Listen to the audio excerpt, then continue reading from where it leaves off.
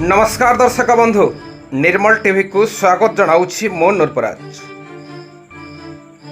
फकीर रणा को छोरा भूसी हत्या दुई अटक दुई फेरार एपरी एक चित्र सामना को आसी जहाँकि कलाहांडी जिला मदनपुर रामपुर ब्लॉकर डमखर्लाखोटा ग्राम पंचायत चांचल्य।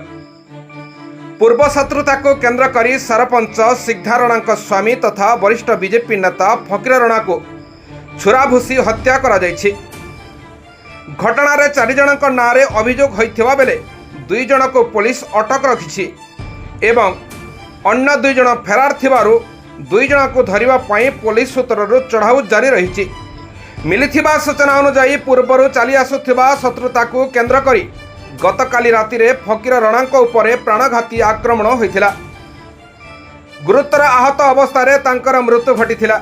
एही हत्याकांड रे डमकर्लाखोटा ग्रामर चारि जनक संपृक्ति थिबा नै सरपंच सिद्धा रणा पुलिस निकट में सीधा सलख अभियोग करिसेंति।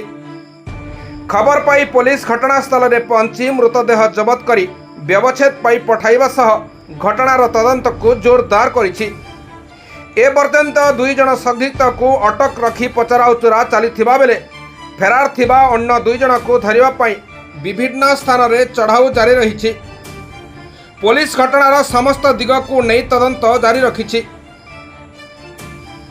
स्टेट हेड शिव नायक रिपोर्ट निर्मल टीवी।